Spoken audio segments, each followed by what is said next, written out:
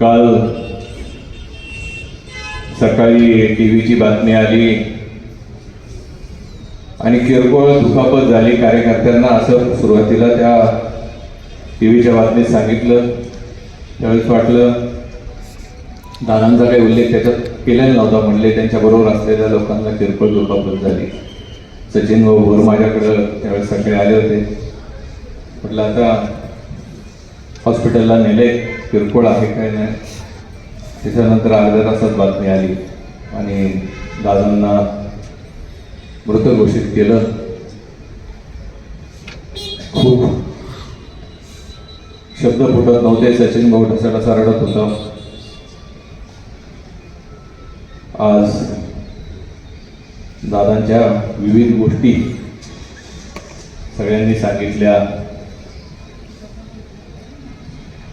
आज परवाच एक 10-12 दिवसापूर्वी साहेबांच्या सोबत शिवाजीराव दादा होते, बंटी दादा होते, आम्ही सगळे पुण्याला भेटलो बारामती हॉस्टेलला.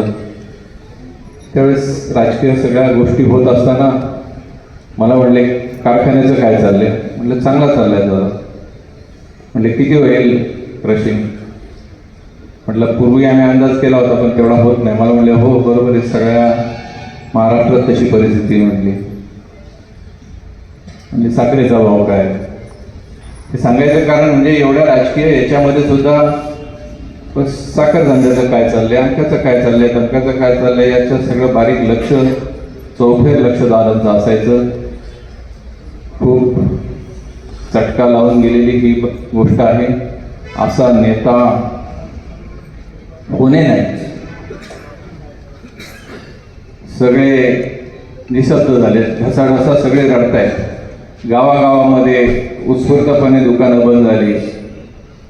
आज सकाळीच साहेबांच्या सोबत दादांच्या सोबत काटेवाडीला गेलो, दर्शन घेतलं.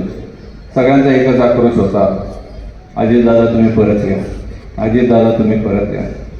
आज गेलेला माणूस काही परत येत नाही, परंतु दादांच्या आठवणी आणि दादांनी दिलेली शिकवण सदैव आपल्या सगळ्यांच्या हृदयात राहील.